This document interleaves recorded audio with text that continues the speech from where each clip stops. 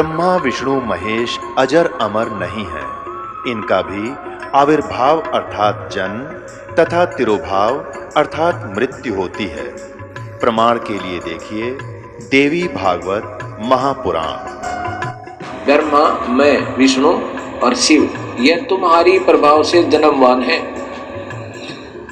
हम तो जन्मवान है, हमारा तो जन्म होता है और मरते हैं, नित्य नहीं है, हम अविनाशी नहीं है। फिर इंद्रादि दूसरे देवता नित्य किस प्रकार हो सकते हैं?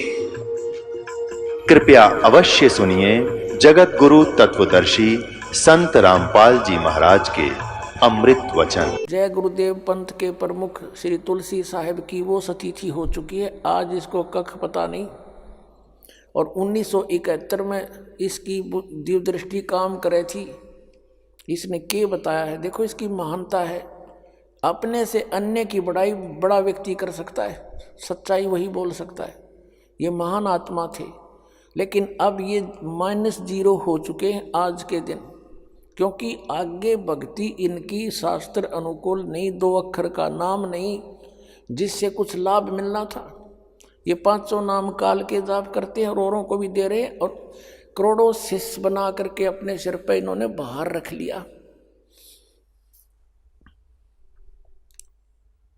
इनको मिसगाइड करने का महा अपराध कर लिया इस महापुरुष ने।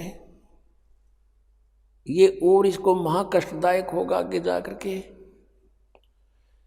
1971 में इन्होंने क्या भविष्यवाणी की आपके रूबरू कराते हैं। एक पुस्तक है जय गुरुदेव की अमर वाणी, इन्हीं की छापी हुई है, देखिएगा।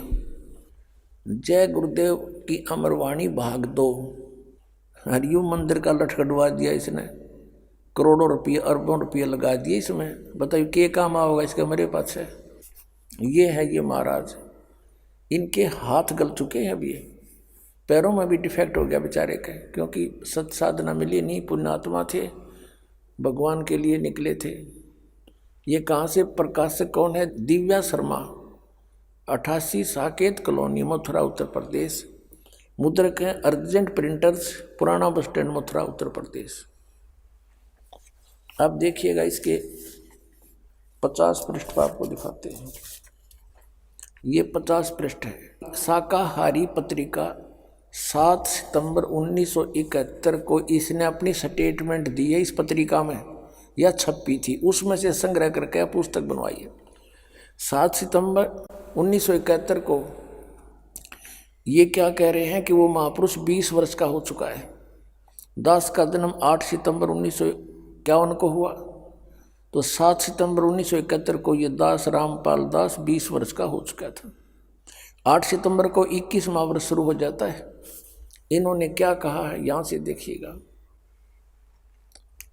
ये है, ये यहाँ से हम यहाँ से पढ़ेंगे अपने मतलब की। इसके अंदर जो लिखा है, वह अवतार जिसकी लोग प्रतीक्षा कर रहे हैं 20 वर्ष का हो चुका है। कब?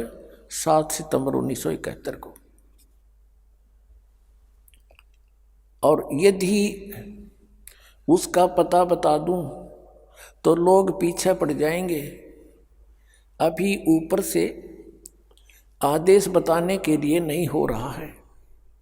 मैं समय का इंतज़ार कर रहा हूँ और सभी महात्माओं ने समय का इंतज़ार किया है। समय आते ही सबको सब कुछ मालूम हो जाएगा। 7 सितंबर 1971 को। अब 59 पृष्ठ पर देखो।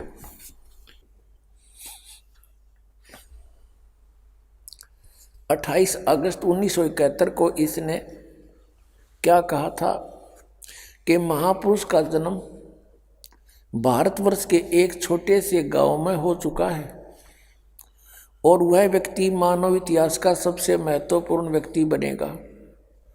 उसे जनता का इतना बड़ा समर्थन प्राप्त होगा कि आज तक किसी को नहीं मिला है। वह महापुरुष नए सिरे से विधान को बनाएगा और वह विश्व के संपूर्ण देशों पर लागू होगा। उसका एक झंडा होगा, उसकी एक भाषा होगी। पुण्यात्माओं, यदि इनकी दिव्य दृष्टि काम कर रही होती जो 1971 में करे थी, तो आज ये बता देते कि वो 20 वर्ष वाला व्यक्ति बरवाला में बैठा है, जाओ बच्चों नाम ले लो, कल्याण करवा लो, और मैं भी आ रहा हूँ। और पुण्यात्माओं, इसके हित में है यदि ये महापुरुष सच्चा है और इसने अपनी इस स्टेटमेंट की याद आ जावा 1971 वाले की, तो ये कम से कम अब इसकी दिव्य दृष्टि तो काम कर नहीं रही, कम से कम उसके ऊपर पुनर्विचार करके अपना पाप मुक्त हो सकता है। सब अनुयायियों को कह दे कि भाई जाओ वहाँ से दीक्षा ले लो।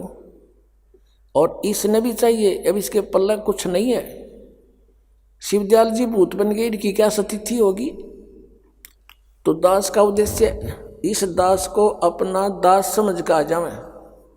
सभी महापुरुष संत जितने हैं ये भगवान के लिए ही तो घर छोड़ा, इन्होंने परमात्मा के पाने के लिए ही इन्होंने ट्राई की, फिर इनको गुरुपद दे दिया, लेकिन वो नकली माल था सारा। तो इसमें मान बढ़ाई की बात नहीं होती। और संत प्रेस्टेज इशू नहीं बनाया करते, परमात्मा को इशू बनाया जाता है। आत्म कल्याण इशू होना चाहिए। और आत्म कल्याण इस दास के अतिरिक्त इस विश्व में किसी के पास वो साधन नहीं जिसका हो सके। 2 मंत्र के जाप से मोक्ष होगा, उस सत्यनाम से, वो 2 अक्षर का मंत्र है। और तीसरा सारनाम आदि नाम जिसको कहते हैं, इन 3 मंत्रों से मोक्ष होगा। जो ये 5 नाम हैं इन कमलों के, ये केवल संसारिक सुख रिद्धि सिद्धि इनमें आ जाती हैं। जैसे गणेश जी के जाप से सिद्धियां आ जाती, लेकिन अकेला जाप करने से, अब इनको सबको मिक्स करके जाप कराया जाता आपसे। जैसे अकेला कोई सूंठ खावे, सौंठ, तो उसका अलग से लाभ होगा, और उसको अन्य औषधियों में मिलाकर खाया जाता है, उसका एक विशेष और गुण बन जाता अच्छा। तो इन सभी मंत्रों का जो आपको दिए जाते हैं, ये ओंकार निरंकार ज्योति निरंजन, ये नहीं है, ये सतनाम ये नहीं है, वो मंत्र इनसे भिन्न है। और ये 2 अक्षर का मंत्र, इसमें एक ओम मंत्र है, एक तत् है, और एक सारनाम है। धर्मदास तो 1,00,000 दुहाई, ये सारनाम की तबार ना जाई। अब इस सतनाम के जाप से मोक्ष होगा। अब इनके सामने एक समस्या और आवेगी। जैसे तुलसीदास जी पुण्यात्मा हैं, लगभग ये 80 वर्ष से ऊपर इनकी आयु हो चुकी होगी, 90 भी होगी। अब ये सोचेंगे कि हमने इतने वर्ष तक साधना की, उसका क्या बनेगा? यही प्रश्न स्वामी रामानंद जी ने परमेश्वर कबीर जी के सामने रखा था कि हे बच्चा, वैसे तो परमात्मा को पहचान लिया था उन्होंने, फिर भी मालिक के आदेश से वो कह रहे थे कि आप मुझे एज ए शिष्य ट्रीट करना। आदेश मानकर परमात्मा का वो रामानंद जी कह रहे हैं कि हे बच्चा, आपको मैंने पहचान लिया, आपके सचखंड सतलोक को मैंने देख लिया। ब्रह्मा विष्णु महेश की स्थिति से ये दास खूब परिचित हो गया, ये पूर्ण परमात्मा नहीं है, मोक्षदायक नहीं। और अभी तक मैं विष्णु जी को इष्ट मानकर पूजा करता था, और आपने संकेत दिया तो मैंने इन ग्रंथों को देखा। सचमुच गीता जी में भी 3 गुणों की पूजा व्यर्थ बताई है, रजगुण ब्रह्मा, सतगुण विष्णु, तमगुण शिव जी।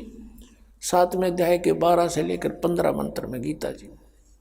लेकिन एक शंका का समाधान कीजिए भगवान, अब मैं 104 वर्ष का हो गया और 16 वर्ष की आयु से मैं घर त्याग कर भक्ति करने लगा था।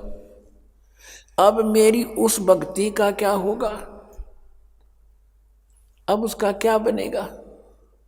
अपने आत्माओं,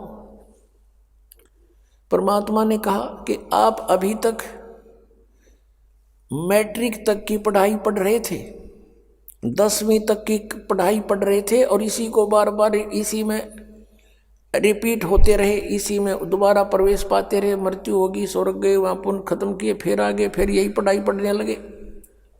अब इससे आगे की पढ़ाई पढ़ो, और वो सिलेबस अलग है और उसके टीचर भी अलग होते हैं।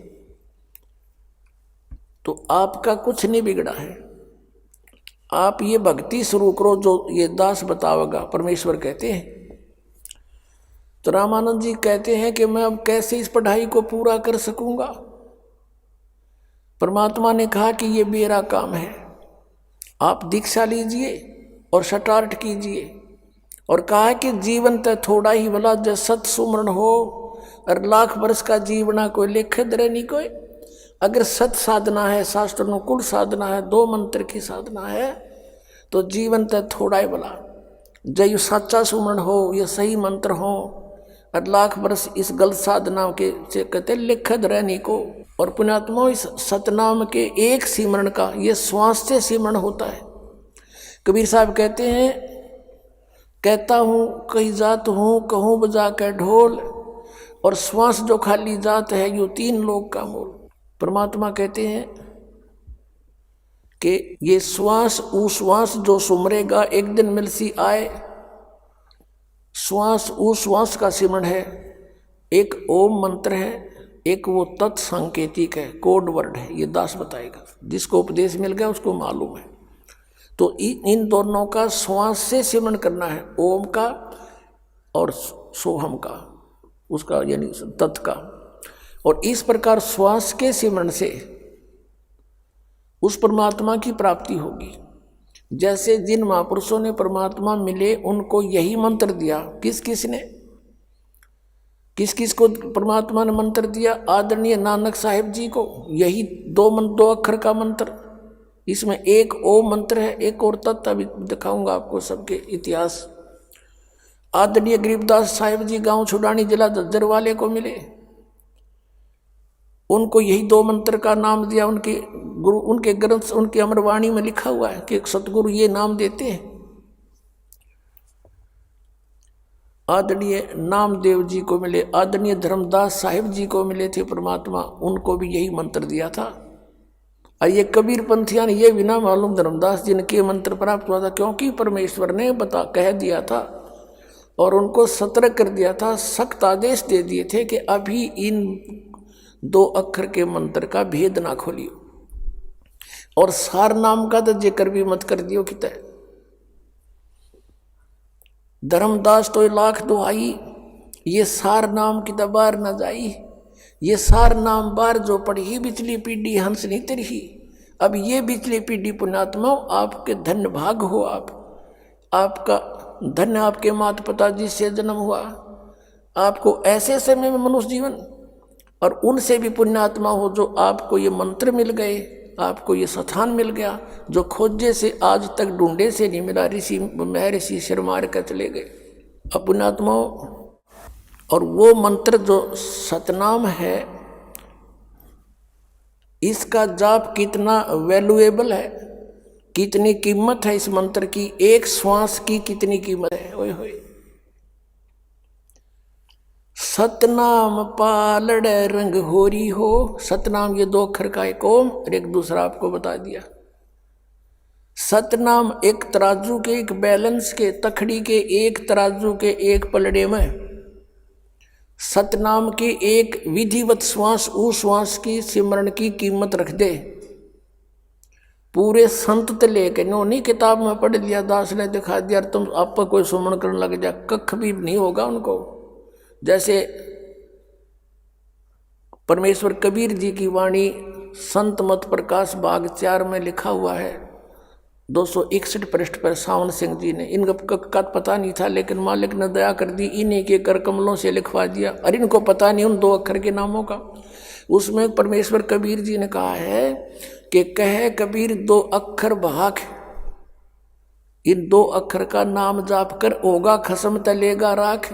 यानी इस नाम के देने वाला अधिकारी संत होगा तो उस साधक की समय आने पर रक्षा होगी जो इस मंत्र 2 अक्षर के मंत्र का जाप करता है पूरे संत तक लेके, और पूरा संत होगा और उसके आदेश से तुम इसका जाप करें तो समय आने पर आपको पूरा लाभ मिलेगा। और नकलियां थे, झूठे थे, अनधिकारी से ये मंत्र भी किसी ने ले लिया, उससे कोई लाभ नहीं होगा। अब आदरणीय गरीबदास साहिब जी ने कहा कि एक जैसे तराजू होती है तखड़ी, पहले बीच से पकड़ के, अब भी होंगी वो, एक बीच में रस्सी होती थी, एक डंडा होता था, दोनों तरफ उसके पलड़े लटका दिए जाते थे रस्सी बांध के, या लोहे की चैन पतली सी होती थी। कहते हैं उस तराजू को अगर उसमें कोई डिफेक्ट होता तो उस तराजू को बैलेंस करने के लिए, उसकी एरर को ठीक करने के लिए, जैसे इस दास का जन्म किसान परिवार में हुआ और हमारे घर पर ये व्यापारी लोग, लाला लोग आते थे गेहूं, चने, बाजरा, ज्वार, गुड़, शक्कर खरीदने के लिए, तो उनको कहा जाता था, हमने देखा हमारे पिताजी, ताऊ जी कहा करते, भाई लाला जी तेरी तराजू चेक करा, ये ठीक है, एररलेस है कि नहीं। तो उसमें कोई डिफेक्ट भी होता था तो वो क्या करता था, जैसे बाजरा तोलना है तो बाजरे की एक मुट्ठी भर के दूसरी तरफ डाल लेता था, जिधर उस तराजू में कोई डिफेक्ट होता था तो वो बिल्कुल लेवल में आ जाती थी। तो वो जो बाजरा डाला उसको पासिंग कहा करते, एक पासिंग कर ले इसने, वो इतना सा बाजरा डाला, वो पासिंग थी, वो सौदे में नहीं आता था। अब बाकी का जो बाजरा पड़ा था 20-30 मन 50 मन, वो था सौदा तय। अब जो दास परमात्मा की वाणी आपको बताने जा रहा है उसका अर्थ अब समझ में आओगा। सतनाम पालड़े रंग होरी हो, तराजू के एक पलड़े में सतनाम के एक श्वास उस श्वास की कीमत रख दे, और 14 लोक चढ़ावे राम रंग होरी हो। 14 लोक एक तरफ रख दे और 3 लोक पासंग धरे रंग होरी हो, तो ना तुले तुलाया राम रंग होरी हो। क्या बताते हैं ये 3 लोक, पृथ्वी लोक, स्वर्ग लोक और पाताल लोक, ये तो सौदे में कोनी, ये तो पासंग रख दे, एक तरफ डाल दे। इसके अतिरिक्त 14 लोक है, शिव जी का लोक, विष्णु जी का लोक, ब्रह्मा जी का लोक, माता का लोक, ब्रह्म लोक, उसके अंदर बने हुए अन्य स्थान वो, और फिर काल का भी लोक। कहते ये 14 लोक चढ़ावे राम रंग होरी हो, और तो ना तुले तुलाया राम रंग होरी हो। तो इस तरह ये सिमरन थोड़े ही दिन करने से आपकी ढेर सारी भक्ति हो जाती है। और विशेषकर जो व्यक्ति अपने कति एंड पर आ रहा है, जैसे कोई वृद्धावस्था में है, जवान बच्चे तो जो सोचे हैं कि अभी नहीं मरेंगे, और जैसा भी थोड़ा बहुत वो कर रहे हैं उसका बेनिफिट तो उनके डिपॉजिट हो ही रहा, इसमें कोई शक नहीं। और जो वृद्ध अवस्था में आ गए और उनको ये दिखाई देता कि ना जाने कब यहाँ से अब चलन की तैयारी हो जाए, तो वो और अधिक सिमरन करते हैं। उनको मौत दिखाई देती है और समय सोरठ दिखाई देता है, तो वो घड़ी अधिक जल्दी से गृता से सिमरन करते हैं। तो एक सांस भी ले लिया, इतनी कीमत। जैसा दास आपको पहले भी बताता रहा कि हम सतलोक से जब आए थे, हम फुल चार्ज थे, हम पुनः से परिपूर्ण थे, और उतने ही परिपूर्ण होकर हम वापस भक्ति की शक्ति से ऊपर जाएंगे। और इतने चार्ज होने के लिए हमने ये मंत्र इतना गजब का दे दिया भगवान ने। अब जैसे एक मजदूर करे मजदूरी, सारा दिन में 200 रुपये इकट्ठे करे, और एक बिजनेसमैन व्यक्ति है, एक व्यापारी व्यक्ति है, एक दिन में 1 लाख रुपये का गल्ला उठाता है, तो वो कितना धनी हो जाएगा। और एक 200 रुपये डेली, एक 1 लाख रुपये डेली, और हम अरबों खरबों एक श्वास में। तो इतनी भक्ति की शक्ति आपकी बन जाएगी इस दास से ये उपदेश लेकर 2 अक्षर का, और शीघ्र काम बन जाएगा, पार हो जाएंगे।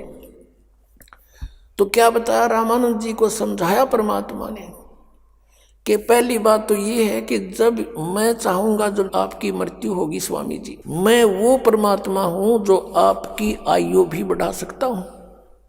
आदरणीय गरीबदास साहिब जी ने कहा है, काल डरे करतार से, जय जय जय जगदीश, ये जोरा जोड़ी झाड़ता पगरज डारे सी से। आदरणीय गरीबदास साहिब जी अपने कबीर परमेश्वर की समर्थता बताते हुए कह रहे हैं कि यू काल डरे करतार से, कबीर परमात्मा से, 21 ब्रह्मांड का स्वामी, और कहता जय जय जय जगदीश। और ये जोरा जोड़ी झाड़ता, जोरा माने ये मौत, मौत तय हमारे कबीर परमात्मा के जूते साफ करती, अर्थात ये तो इनके आदेश का पालन करेगी, इनके आदेश बिना उनके भगत को टच नहीं कर सकता कोई। और जोरा जोड़ी झाड़ता वो पगड़ डारे सी से, उसके परमात्मा के जूते झाड़ कर उसको कहते माथे का लगाती है मौत। यानी परमात्मा कहते हैं मेरे आदेश बिना ये काल और ये मौत आपके निकट नहीं आ सकती है। परमात्मा फिर कहते हैं गरीबदास साहिब जी, काल जो पीसे पीस ना, ये जोरा है पनिहार, ये दो असल मजदूर हैं मेरे सतगुरु के दरबार। ये काल तक कहते हैं मेरे कबीर परमात्मा की चक्की पीसता है, और ये मौत उसका पानी भरती है। ये दो असल मजदूर हैं मेरे सतगुरु के दरबार। यानी परमात्मा की समर्थता को गरीबदास साहिब जी ने कलम तोड़ प्रकट किया है, कबीर परमेश्वर की समर्थता को आंखों देख के।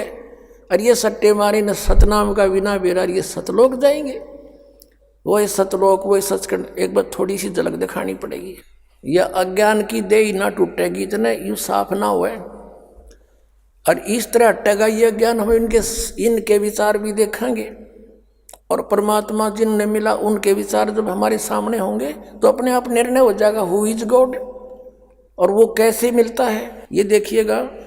ये सारवचन वार्तिक राधा स्वामी सत्संग व्यास,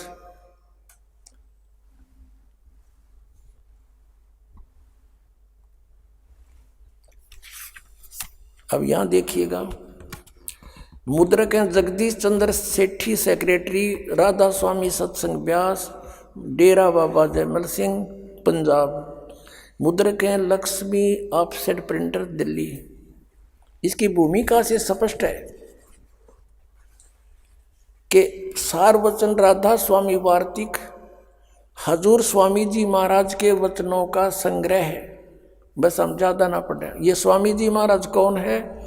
स्वामी जी महाराज का शुभ नाम सेठ शिवदयाल सिंह जी था। ये शिवदयाल जी जो भूत बन के बुक्की में बोल रहा था, अभी दिखाया था आपको। आपने 25 अगस्त 1818 में आगरा शहर में जन्म लिया। आपके पिताजी का नाम सेठ दिलवाली सिंह जी था, माताजी का नाम महामाया जी था। आपके पूर्वज पंजाब के रहने वाले थे और घर में गुरु ग्रंथ साहिब का पाठ किया जाता था। आपके माता पिता हाथरस के प्रसिद्ध संत तुलसीदास जी के भगत थे, और स्वामी जी महाराज यानी शिवदयाल जी ने भी तुलसी साहिब जी की काफ़ी संगत की थी। हाथरस वाले तुलसीदास जी की, जय गुरुदेव वाले के नहीं, हाथरस वाले की, ये यहाँ लिखा है इन्होंने। आपके माता पिता हाथरस वाले प्रसिद्ध संत तुलसी साहिब के भगत थे। स्वामी जी महाराज ने भी तुलसी साहिब की काफ़ी संगति की थी, उसके विचार सुने थे, और बचपन से ही स्वामी जी महाराज का रुझान अध्यात्म की ओर था। आपने एक कमरे में बैठकर 17 वर्ष सुरत शब्द योग का अभ्यास किया। ये 6 पृष्ठ पे। और सन 1861 में बसंत पंचमी के दिन खुले तौर पर हम सत्संग और सूरत शब्द योग का उपदेश शुरू किया। अब देखो, कहते हैं 18 वर्ष तक एक बंद कोठड़े में बैठकर सूरत शब्द का अभ्यास किया, डले डोए, और फिर 1861 में सत्संग शुरू किया। अब वो सत्संग के शुरू किया, भी दिखाता हूँ इसके अमृत वचन। इसी पुस्तक के पृष्ठ नंबर हम अब 13 पर आपको ले चलते हैं, देखिएगा। राधा स्वामी दयाल की दया, राधा स्वामी साहेब खुलासा उपदेश हजूर राधा स्वामी साहिब का। शिवदयाल जी को भी राधा स्वामी कहने लगे। ये है वचन नंबर 1। सिर्फ काम इतना है कि इंसान यानी मनुष्य अपनी सूरत यानी रूह को उसके खजाने और निकास यानी मुकाम सतनाम और राधा स्वामी में पहुँचावे आगे लिखा है। अब यहाँ से हो गया सतनाम को ये सथान बोलते हैं, मुकाम माने सथान, राधा स्वामी को भी सथान कह रहे हैं, ये मुकाम सतनाम। अब यहाँ देखो 14 पृष्ठ पे, ये तो शिवदयाल जी के परम धनी के वचन हैं। अब हम तीसरा देखेंगे, तीसरा वचन इनका, जितने आचार्य महात्मा और अवतार और पैगंबर हर एक मजहब में हुए, वे सब अपने अभ्यास के जोर से अंतर में तरफ मुकाम असली के चले। सिर्फ संत मंजिल 5वीं यानी सतनाम पे। अब मंजिल 5वीं मंजिल सतनाम बताओ, सथान, मंजिल माने सथान, या इनका शब्दार्थ कर रखा है। सिर्फ संत मंजिल 5वीं यानी सतनाम में, सतनाम सथान हो गया सिद्ध, और कोई बिरले संत मंजिल 8वीं यानी राधा स्वामी पद तक पहुंचे, राधा स्वामी भी सथान सिद्ध हो गया। अब देखना वचन नंबर 4 और पृष्ठ नंबर 15 पे, सारवचन वार्तिक पहला भाग है। अब समझना चाहिए राधा स्वामी पद सबसे ऊंचा मुकाम है, सबसे ऊंचा स्थान है राधा स्वामी पद, और यही नाम कुल मालिक और सच्चे साहिब का है। राधा स्वामी पद साहिब का भी नाम है और सच्चे खुदा का है। इस मुकाम से, इस राधा स्वामी स्थान से 2 स्थान नीचे सतनाम का मुकाम है। अब यहाँ सतनाम तो इन्होंने सिद्ध कर दिया, स्थान माने मंजिल, मंजिल माने स्थान, संत मंजिल 5वीं यानी सतनाम पर, 5वां स्थान सतनाम पर। अब यहाँ फिर ये क्या कह रहे हैं कि राधा स्वामी स्थान से, इस मुकाम से 2 स्थान नीचे सतनाम का मुकाम है, स्थान का स्थान है। वारे महापुरुषों, स्थान का स्थान है, और इस स्थान को आगे फिर डिफाइन किया इस परम धनी ने, शिवदयाल जी ने, राधा स्वामी पंथ के प्रवर्तक ने। सतनाम को है, और जिसको इस सतनाम को आगे क्या क्या नाम दिए हैं संतों ने, सतलोक भी सतनाम कहा है, और सचखंड, और सार शब्द भी सतनाम, सत शब्द भी सतनाम, और सतनाम भी सतनाम, और सतपुरुष भी सतनाम, सतपुरुष करके इस सतनाम को व्याख्यान किया है, बयान किया है। अब पुण्यात्माओं 18 वर्ष हठ योग करके, जबकि किसी संत का इतिहास नहीं जिन्हें भगवान मिला जो ऐसे डले डोए हों, और इसने ये सत्संग फरमाया। इसने सतनाम का नहीं पता, यू खान का से एक पीन का है, 2 अक्षर का है सतनाम। ओए होए होए। अब क्या बताते हैं, वस्तु कहाँ खोजे कहाँ, किस विधि लागे हाथ, कह एक पलक में पाइयो, बेदी ले लो साथ। एक धनी व्यक्ति था, उसकी मृत्यु होगी, और उसने अपने पुत्रों से बता दिया था कि बेटा मैंने धन छुपा रखा है और उसको मैंने लिख रखा है, मेरी मृत्यु के उपरांत उस स्थान को खोज लियो, उस बही में लिखे हुए, उस पैड में लिखे हुए वर्णन के आधार से खोज लेना। मैंने कोड वर्डों में लिख रखा है। अब अपने पिता का अंतिम संस्कार करके बच्चों ने वह पैड खोली, बही, उसमें देखा क्या लिख रखा था कि चांदनी 14 रात्रि के 12 बजे, और मंदिर के गुम्बज में इतना इतना इतना सामान इतना रखा है, करोड़ों की संपत्ति, यानी चांदी के सिक्के, सोने के आभूषण, चांदी के आभूषण, वो सब लिख रखे डिटेल। और सेठ जी ने अपने आंगन में एक मंदिर बनवा रखा था, उसमें अपना पूजा करता था, वो सारे बच्चे पूजा करते थे। तो बच्चों ने उस बही को पढ़ा, उस विवरण को पढ़ा और गुम्बज फोड़ दिया मंदिर का, उसमें कुछ नहीं मिला। बड़ा उनको धोखा लगा कि पिताजी तो झूठ बोल गए, उन्होंने हमारे पास इतना धन लिखा है, इसमें एक भी को नहीं पाया, चवन्नी भी। बड़े चिंतित हुए। उसी दौरान उनका संपर्क एक उनके पिता के मित्र दूसरे धनी से हो गया। उन्होंने सब अपना कारण बताया कि ऐसे ऐसे हमारे पिताजी ने हमारे साथ क्या किया, ये झूठ बोल गए, गलत लिख गए ये तो, और इसमें लिखा है वही में ऐसे ऐसे पैसे मिलेंगे, हमने सब कुछ देख लिया, फोड़ के कुछ नहीं मिला। अब उसके पिताजी के फ्रेंड धनी ने कहा कि बेटा वो लेख लाओ, कहाँ लिखा है। वो बही वो पैड दिखाई, उसने पढ़ा कि बेटा ऐसा करो, इस मंदिर के गुम्बज को फिर बनवा दो एज इट इज, और चांदनी 14 आने दो, फिर मैं बताऊंगा कहाँ रखा वो धन। उन्होंने फिर उसी तरह गुम्बज बनवा दिया, और रात्रि के 12 बजे उस मंदिर के गुम्बज की छाया जहाँ पर थी वहाँ निशान लगा दिए उस जानकार व्यक्ति ने कि बेटा यहाँ खोदो। जो चांद की रोशनी में उसकी छाया जहाँ पर गुम्बज की छाया थी, उस गुम्बज की छाया में निशान लगा दिया। उन बच्चों ने वहाँ खोदा, एज इट इज सारा धन पा गया। तो परमात्मा कहते हैं वस्तु कहाँ ये खोजें कहाँ, किस विद लागे हाथ, एक पलक में पाइयो वेदी ले ले साथ। ये सारे गुम्बज फोड़नीय थे, इनको कख नहीं पता था। सदग्रंथों को उठा के ये प्रभु पा के संत बन गए, और सतनाम का पता नहीं, ये तो गुम्बज फोड़ गिरा इनने। और ये धन दब रहा था कहाँ, इस दास को हाथ लग गया। ये सतनाम 2 अक्षर का है, इसमें एक ओम मंत्र है और एक वो तत्व है सांकेतिक, और आदि नाम इन दोनों से भी भिन्न है, उसमें ना कति मोक्ष नहीं। इन सभी इन तीनों मंत्रों से ओम तत् सत, ओम तो सार्वजनिक है, तत् और सत ये सांकेतिक है। इन 3 मंत्रों से मोक्ष होगा, परमात्मा प्राप्ति होगी, सतलोक प्राप्ति होगी। तो सबसे पहले हमने सतनाम की इतनी कमाई करनी पड़ेगी ताकि सार नाम आपके कामयाब हो सके। और कबीर साहब ने लिखा है कि परम संत सही होगा वो 3 बार में नाम देता है। पहला मंत्र आपको दिया जाता फर्स्ट, वो 7 मंत्र का, जिसमें 5 मंत्र हैं इन कमलों के और 2 परमात्मा के।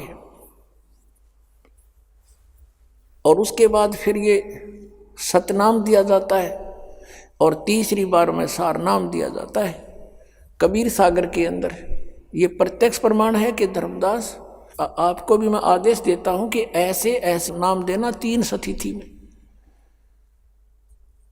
तो पुण्यात्मा प्रसंग चल रहा था कि सतनाम पालड़ रंग होरी हो, तो ना तुले तुलाया राम रंग होरी हो। तो क्या बताया परमात्मा ने रामानंद जी को कि आपकी आयु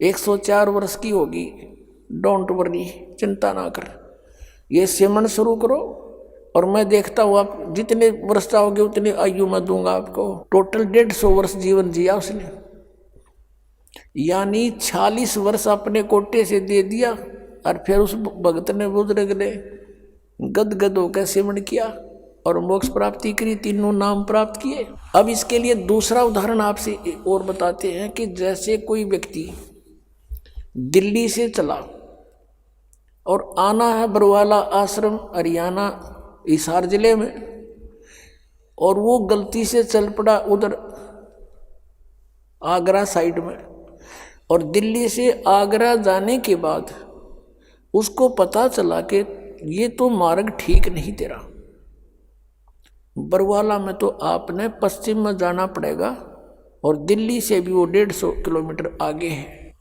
अब उसको कोई कहे कि आप गलत दिशा में आ रहे हो, वापस जाओ, अगर बरवाला ही जाना है तो।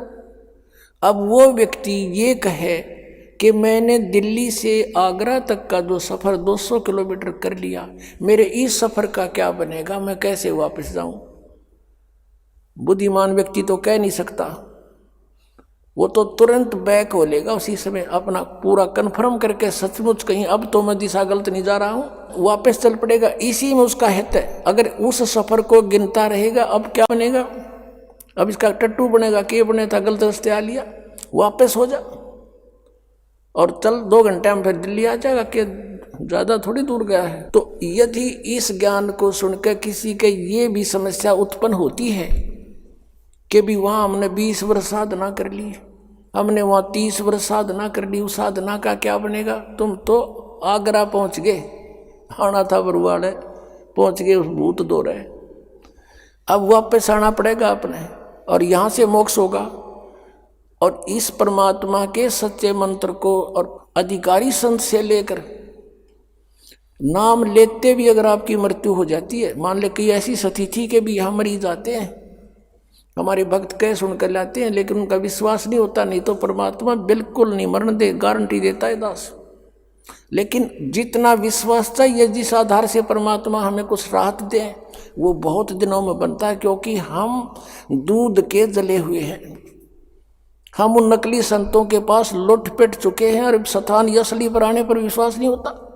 जैसे एक बाजार में और 9 नकली दुकान हो, धोखे कर रहे हो, और 10वीं के ऊपर कोई व्यक्ति जाता है तो उसके दिमाग में वह साइकोलॉजी रहती है कि भी माल डुप्लीकेट पाओगा, चाहे कति ओरिजिनल दरले विश्वास हो को नहीं, वो तो बरते पता चलेगा, उसका यूज करेंगे तब। और फिर भी उसने उपदेश ले लिया, उपदेश लेते ही भी उसकी प्राण छूट जाते हैं। मनुष्य जीवन उसको गारंटीड है, उसके तो सौभाग्य था, उसको मनुष्य जीवन तुरंत मिलेगा। अरीबते स्टार्ट हुआ है भक्ति युग का, हजारों वर्ष चलेगा, ये तुरंत वापस मनुष्य जीवन होगा। आते फिर उसको छोटी सी उम्र में ये मार्ग मिलेगा और पूरी उसको आयु देगा भगवान, और लेके इस अगले जन्म में पार हो जाएगा। तो और यहाँ ना आता तो उसने मरना ही मरना था और भूत भी बनना था, बिना दुर्गति हो जानी थी। तो उससे भी उसके सब पापों का नाश करके परमात्मा तुरंत मनुष्य जीवन दिला देता है। इतने दयालु ही है भगवान, क्योंकि हम इनके बच्चे हैं और इसने हमें यहाँ से निकालना उद्देश्य है परमात्मा का। और ये फिर ये नहीं देखता, क्योंकि इसके हाथ में कलम है, इसने कोई न्यू कहने वाला नहीं, आपने क्यों ऐसे कर दिया, ये समर्थ है। धर्मदास जी ने परमेश्वर की सामर्थ्य में कहा था, निर्विकार निर्भय तू ही और सकल भय मान, ये जी साधो और सकल भय मान, सब पर तेरी साहेबी, सब पर तेरी साहेबी, तुझ पर साहेब ना, निर्विकार निर्भय तू ही। क्या कहा था कि निर्विकार निर्भय तू ही और सकल भयमान, और सब पर तेरी साहेबी, तुझ पर साहेब ना। हे परमात्मा, हे कबीर परमेश्वर जी, आपकी सबके ऊपर प्रभुता, आपके ऊपर कोई प्रभु नहीं, और जो समर्थ है उसके ऊपर जो चाहे कर सकता है। अब आपको दिखाते हैं महापुरुषों ने कौन कौन से नाम जाप किए और किस नाम से उनका मोक्ष हुआ। कुछ एक का प्रमाण देंगे, बुद्धिमान को संकेत बहुत होता है। आदरणीय गरीबदास साहिब जी के पंथ से तो दास है ही, उनके तो इतिहास को खूब गहराई से जान चुका है कि गरीबदास जी को परमात्मा ने ये मंत्र दिए थे और उन्होंने वो मंत्र अपनी वाणी में लिखे, ब्रह्मवेदी के अंदर लिखे हैं 500 कमलों के मंत्र। उससे हटकर फिर बताया कि एक सतनाम है 2 अक्षर का, और उसमें क्या क्या बताए हैं। धर्मदास जी को परमात्मा ने कौन सा मंत्र दिया था, और कबीर पंथी एंड बैंड बंडे और कुछ नाम जाप करते। परमात्मा का आदेश था कि इसको अभी तक छुपा के रखना था, अब सार्वजनिक करना पड़ेगा, नहीं तो फिर आम आदमी ने सोचेगा वो पता नहीं क्या मंत्र देते हैं। या दास ने पुस्तक में भी लिखा हुआ है कि धर्मदास जी को ये नाम दिया, गरीबदास जी को ये नाम दिया, नानक साहिब जी को ये नाम दिया। लेकिन नानक साहिब जी ने जो नाम जपा वो सिख समाज को भी ज्ञान नहीं। क्यों नहीं? क्योंकि परमात्मा ने सख्त आदेश दे दिए थे कि धर्मदास तो लाख दुहाई। जिस भी संत को उपदेश देते थे उसको यही पहले कसम दिलाते थे कि ये मंत्र अभी डिस्क्लोज मत करना। सतनाम क्या है? नानक साहब ने महिमा गाई है, वाहे गुरु सतनाम, वाहे गुरु सतनाम, कि वाहे गुरु माने कबीर परमेश्वर इज गॉड, वो गुरु हो, वाह गुरु, वाह गुरु। गरीबदास साहिब जी को परमात्मा मिले जैसे नानक साहिब जी को मिले, जैसे धर्मदास जी को मिले, और सतलोक लेकर गए सबको, फिर वापस छोड़ा उनको। तो गरीबदास साहिब जी ने कहा कि हम सुल्तानी नानक तारे, और दादू को उपदेश दिया, जात जुलाहा भेद नहीं पाया, वो काशी माए कबीर हुआ। फिर क्या बताया कि झांकी वेख कबीर की, नानक की वाह सिखा के गल पड़ीब कौन छुटावे था। अब जैसे नानक साहिब जी ने सचखंड के अंदर जाकर कबीर परमेश्वर को देखा, उनका नज़ारा देखा, झांकी देखी। जैसे 26 जनवरी पर आप देखते हो कि ये पंजाब प्रांत की झांकी, उसके एक ट्रेली ही पर बना करके सारे उसका जो मॉडल बना कर ले जाते हैं, दिखाते हैं। फिर ये हरियाणा प्रांत की झांकी।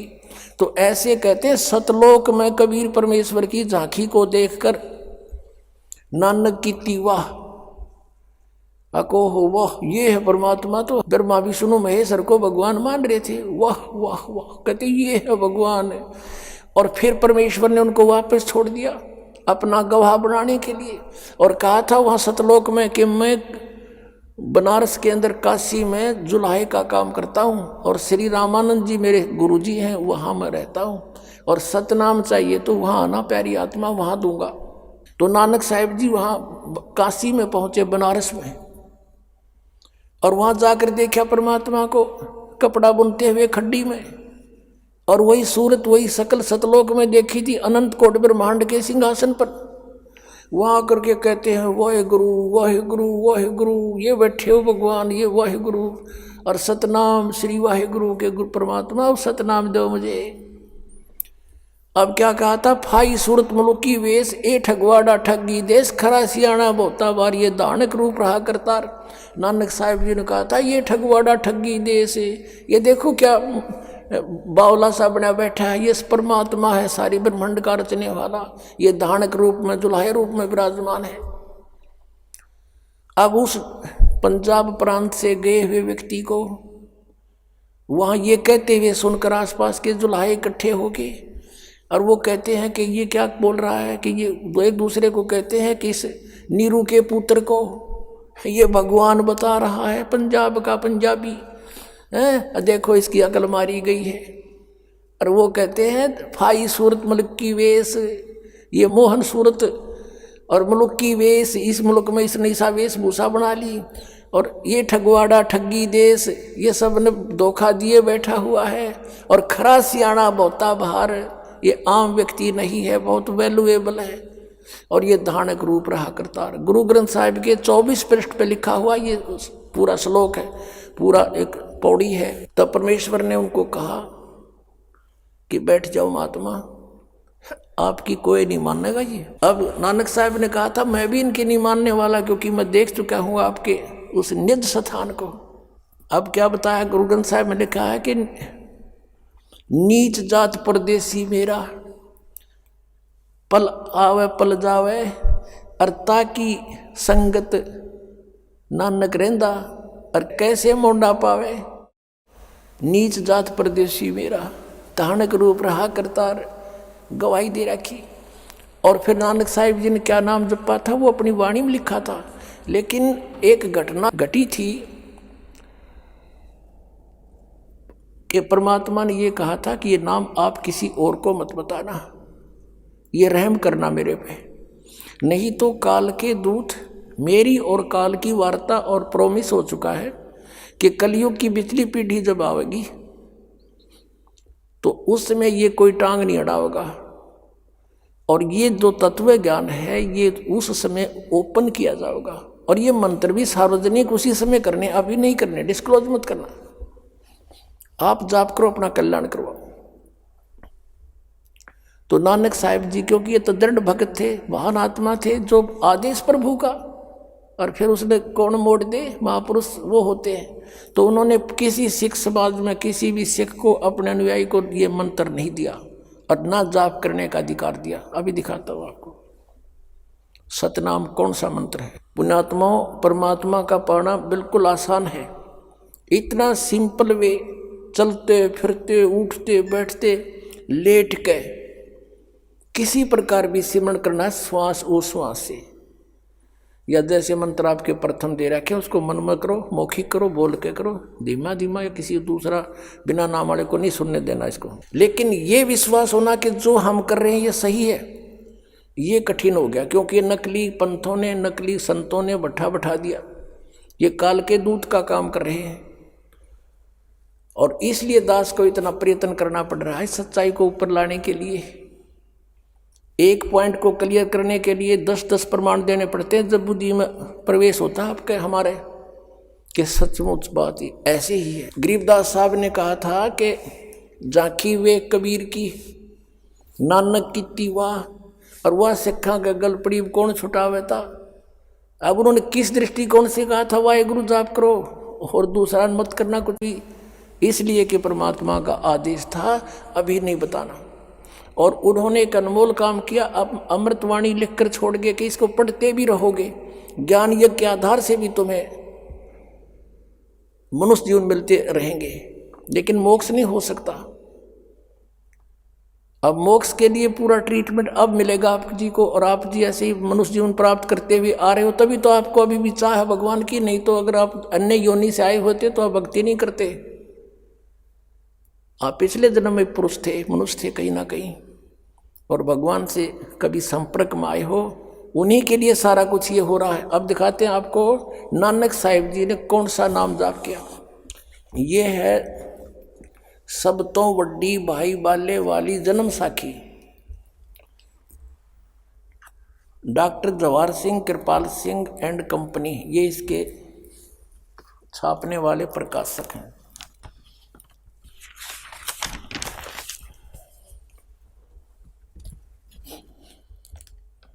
ई जन्म साखी आज तक छप चुकिया नालों वड्डी है, सब तो वड्डी ते पुरातन है पुरानी,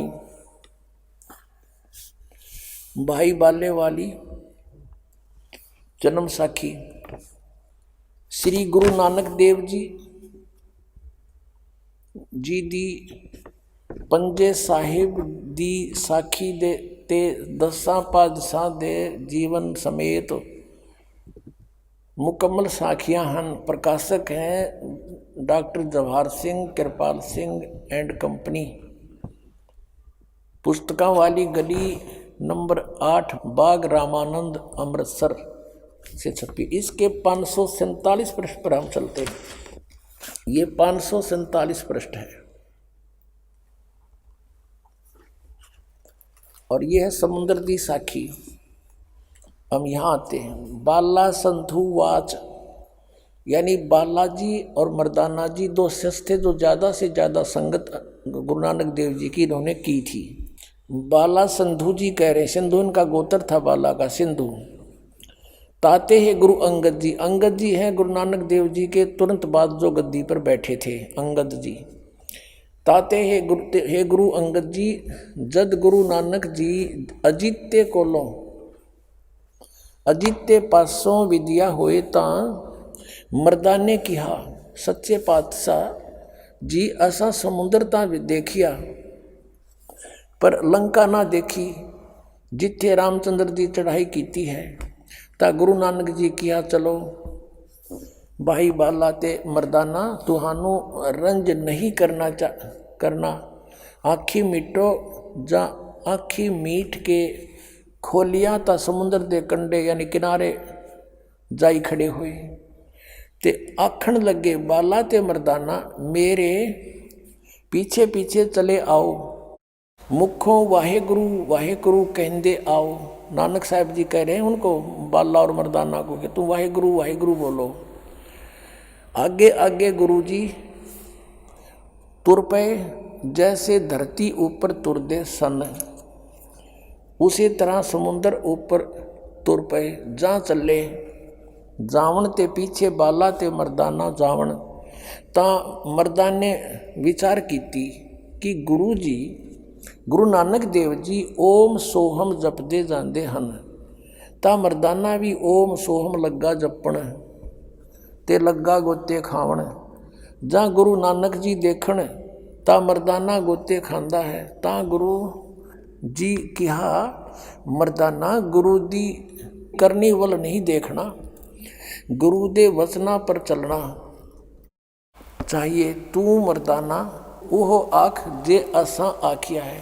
ता मर्दाना फिर लगा वाहेगुरु वाहेगुरु कहन। ता फिर जल ऊपर उसी तरह तुरन लगा। अब ये था पंजाबी भाषा में, गुरुमुखी भाषा में। आप जी सारे पढ़ नहीं सकते गुरुमुखी, न सोचें गुरु जी ने कदे वैसे ही तुक्के मार दिए। अब हिंदी और दिखाते हैं आपको, क्योंकि जब तक आत्मा से कति अंधेरा नहीं हट जाएगा आपका विश्वास नहीं हो सकता। और जो नया रंग लगाने के लिए पुराने रंग को रेगमार से कती साफ करना पड़ता है। अच्छा पेंटर होता है इतना भी ना छोड़ा कर दे, फिर बीमारी पैदा कर दे। तो ये पहले दास आपका रेगमार लगा रहा है और फिर ये ज्ञान आपके ऐसा सेट हो जाएगा जैसे ओरिजिनल कति बिल्कुल सदा के लिए आजीवन रंगे जाओगे इस रंग में। अब देखिएगा हिंदी वाली बाई बाले वाली श्री गुरु नानक देव जी की जन्म साखी चतर सिंह जीवन सिंह अमृतसर से ये छपी है। ये प्रकाशक है भाई चतर सिंह जीवन सिंह, बाजार माई सेवा अमृतसर, फोन नंबर इतने इतने। मुद्रक है जीवन प्रिंटर्स अमृतसर, ये फोन नंबर इनका। इसके हम चलते हैं आपको 599 पृष्ठ पर, ये देखिएगा ये 599 पृष्ठ पे समुद्र की साखी। ये देखो समुद्र की साखी। एक दिन मर्दाने ने कहा, हे महाराज मेरा मन चाहता है कि समुद्र में जो लंका है वहाँ का भ्रमण किया जाए। गुरुजी ने कहा, अच्छा आप लोग अपने नेत्र बंद करो। जब मैं और मर्दाने ने नेत्र बंद करके क्षण पीछे खोले तब हम लोग गुरुजी के साथ महान समुद्र तट पर खड़े थे। आइए अब हम उन श्रद्धालुओं के अनुभव जानते हैं जो जगत गुरु तत्वदर्शी संत रामपाल जी महाराज जी से दीक्षा प्राप्त कर चुके हैं तथा उनके द्वारा बताए गए भक्ति मार्ग पर चल रहे हैं। नमस्कार सर। नमस्कार सर, क्या नाम है आपका? मुकेश पटेल। मुकेश जी, आप कहाँ से हैं? खरगोन जिला मध्य प्रदेश। संत रामपाल जी महाराज से नाम दीक्षा आपने कब ली? सर संत रामपाल जी महाराज जी से नाम दीक्षा सन 2013 15 जून को ली। संत रामपाल जी महाराज से नाम दीक्षा लेने से पहले क्या आप कोई भक्ति साधना भी करते थे? सर संत रामपाल जी महाराज जी से नाम दीक्षा लेने के पहले जो हमारे पूर्वजों के अनुसार जो भक्ति चली आ रही है, जैसे शिव शंकर जी की भक्ति, गणेश जी की, दुर्गा जी की, अन्य देवी देवताओं की, इसके अलावा 10-12 साल गायत्री जिसे माँ वेदों की जननी कहा जाता है गायत्री, उसकी भी बहुत भक्ति की। डेली साधनाएं करता था, 1000 मंत्र डेली करता था। बहुत सारे ऐसे जैसे कर्मकांड, डपली बजाना, भजन कीर्तन करना, और अनन्य भक्त था माँ गायत्री का। कोई लाभ प्राप्त नहीं हुआ, और अगर कुछ छोटे मोटे लाभ होते भी थे तो बाद में पता चला कि यह सिर्फ हमारे कर्मों के अनुसार ही थे। जो हमारा प्रारब्ध होता था, प्रारब्ध के अनुसार अच्छा मिलता था या बुरा, तो हम उन्हें इन देवी देवताओं का समझ लेते थे कि इन्हीं का आशीर्वाद है, लेकिन वैसे कोई लाभ नहीं हुआ, उल्टा हानि ही हुई कि शारीरिक रोग भी बहुत सारे हो गए, ये हानि हुई। सर, आप संत रामपाल जी महाराज की शरण में कैसे आए? सर आर्थिक स्थिति बहुत ज़्यादा खराब होने से, शारीरिक बीमारियां उत्पन्न होने से एक दुर्गति की तरफ जा रहा था मेरा जीवन। तो इतना परेशान हो गया था कि कहीं से अंदर से एक कसक थी कि कहीं कोई ऐसा मार्ग या कोई ऐसा पूर्ण परमात्मा धरती पर कहीं तो होगा जो शायद हमारे जीवन में कुछ बदलाव कर सके, लेकिन ऐसा कहीं कुछ नज़र नहीं आ रहा था। फिर जहाँ मैं रहता था इंदौर 78 में, वहाँ पर एक व्यक्ति था सुरेश मुल्ले जी करके, उनके वहाँ टेलरिंग मटेरियल की दुकान थी। तो वहाँ पे मैं गया था, तो वहाँ पे कुछ पुस्तकें रखी थी, ज्ञान गंगा पुस्तक। मैं एक पुस्तक लाया, पुस्तक पढ़ी, ज्ञान कुछ अच्छा लगा, लेकिन विश्वास नहीं हुआ, क्योंकि ऐसा लग रहा था कि वर्तमान में जो धर्म गुरु होते हैं, जितने भी महामठाधीश, पीठाधीश और जो भी संत हैं, बहुत ज़्यादा भ्रम फैला हुआ है समाज में, और एक अंधभक्ति जो चल रही है समाज में। व्यक्ति को जहाँ जिधर लगाया जाता है, भेड़ चाल की तरह बस व्यक्ति लग जाता है। तो यह सोचकर मैंने उस पुस्तक पर विश्वास नहीं किया, और माँ गायत्री की भक्ति को छोड़ने का डर गया कि नहीं, मैं भक्ति नहीं छोड़ूंगा, वरना जो मेरे साथ हो रहा है कहीं ऐसा ना हो कि और ज़्यादा खराब होने लग जाए कुछ, क्योंकि पहले बहुत ज़्यादा भोग रहा था। तो उस चक्कर में मैं उस पुस्तक को मैंने पढ़ा नहीं, ऊपर टान पे फेंक दिया। फिर 2-4-6 रोज बाद एक ऐसा हादसा हुआ कि मुझे स्वप्न आया। स्वप्न में वही पुस्तक में जो फ्रंट पेज पर जो संत रामपाल जी महाराज का फ़ोटो था, और वही फ़ोटो में जो संत रामपाल जी महाराज को मैंने देखा था, वही स्वप्न में आए, और उन्होंने कहा कि बेटा उस पुस्तक को पढ़, वही तत्व ज्ञान है जिस तत्व ज्ञान की तुझे तलाश है। फिर मैंने उस पुस्तक को अच्छे से पढ़ा, पूरे से रीड करके, और एक निष्कर्ष निकला कि यही पूर्ण परमात्मा है, संत रामपाल जी महाराज ही पूर्ण परमात्मा है, जो कबीर साहब के स्वरूप हैं। और 600 साल पहले जैसे कबीर साहब आए थे पूर्ण परमात्मा के रूप में, और सद्भक्ति देकर गए थे, और ऐसा कह कर गए थे कि 600 साल बाद फिर आऊँगा और पिछली पीढ़ी को पार करूँगा। यही सोचकर फिर मैंने उस पुस्तक को एक बार नहीं 4 बार पढ़ा। जो भी शंकाएँ थी उनका निवारण हुआ, बहुत सारे प्रमाण देखे पुस्तक में, और उसके बाद में फिर मैंने ये ठान लिया कि अब मैं बरवाला आश्रम हरियाणा जाऊंगा और जगत गुरु तत्वदर्शी संत रामपाल जी महाराज से नाम उपदेश लूँगा। फिर मैं बरवाला हरियाणा गया और वहाँ पर जगत गुरु तत्वदर्शी संत रामपाल जी महाराज जी से नाम उपदेश लिया। सर, संत रामपाल जी महाराज से जुड़ने के बाद आपको क्या लाभ प्राप्त हुए? सर, संत रामपाल जी महाराज जी से जुड़ने के बाद में शारीरिक लाभों की बात की जाए तो मेरा लीवर पूरी तरह डैमेज था। डॉक्टरों ने भी जवाब दे दिया था कि आपके लीवर पूरी तरह डैमेज हो चुका है। आप क्या करते थे, खाना खाते थे या नहीं खाते थे? बहुत बुरी हालत थी और आंखें पीली रहती थी, जॉइंटिस इतना हो जाता था, कभी 4-8-15 रोज में ठीक भी हो जाता था, फिर हो जाता था। मतलब दर्द की गोलियां इतना खाता था, हाथ पाँव बहुत ज़्यादा दर्द करते थे और धात रोग हो गया था। सब दूर आयुर्वेदिक जड़ी बूटियाँ भी खा ली, मेडिसिन इलाज करवा लिया, होम्योपैथिक इलाज करवा लिया, मतलब एलोपैथी भी सब कुछ करवा लिया, झाड़ फूँक भी करवा लिया, लेकिन मेरा वो धात का रोग ठीक नहीं हो रहा था और शरीर इतना कमज़ोर हो गया था, इतना मतलब इतनी वीकनेस आ गई थी कि नींद भी नहीं आती थी ठीक से। और ये तो हुआ शारीरिक लाभ जो कि संत रामपाल जी महाराज जी से नाम दीक्षा लेने के बाद पूरी तरह स्वस्थ हो गया। जितने भी रोग थे उनको पूरी तरह से निवारण हो गया। और रहा सवाल आर्थिक लाभ का, तो सर आर्थिक लाभ भी बहुत ज़्यादा कर्ज था और जगतगुरु तत्वदर्शी संत रामपाल जी महाराज जी की दया से आर्थिक स्थिति भी काफ़ी सुधरी। भौतिक लाभ का अगर देखा जाए तो जो यहाँ पर कंडीशन ऐसी कुछ क्रिएट हो रही थी, कुछ असामाजिक तत्व जो बहुत ज़्यादा परेशान कर रहे थे, उनसे भी मुझे बहुत राहत मिली।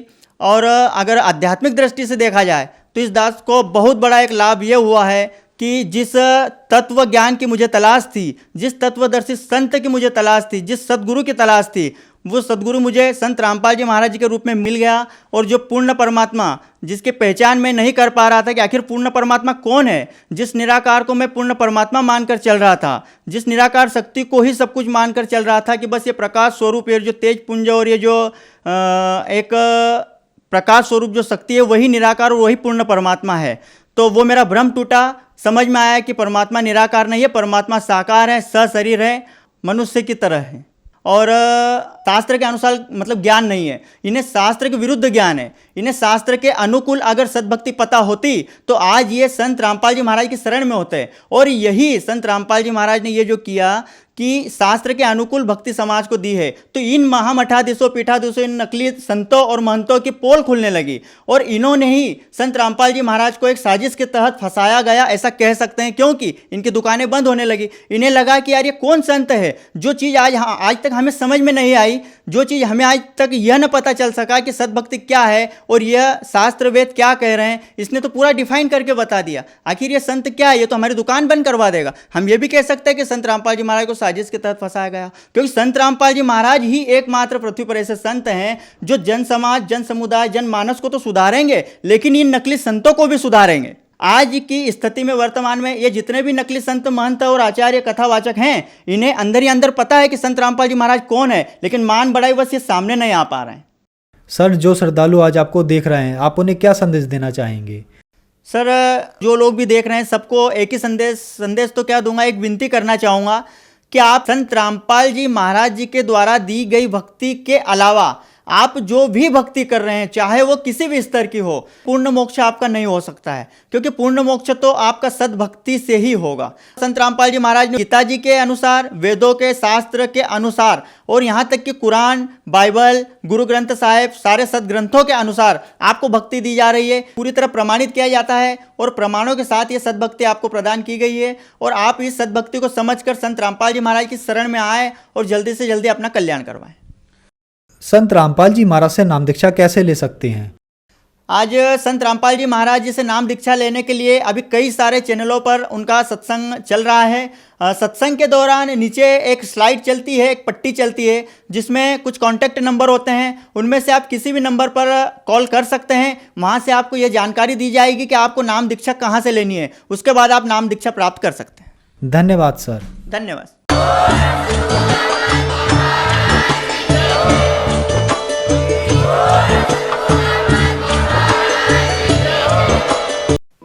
आप सुन रहे थे जगत गुरु तत्वदर्शी संत रामपाल जी महाराज के मंगल प्रवचन।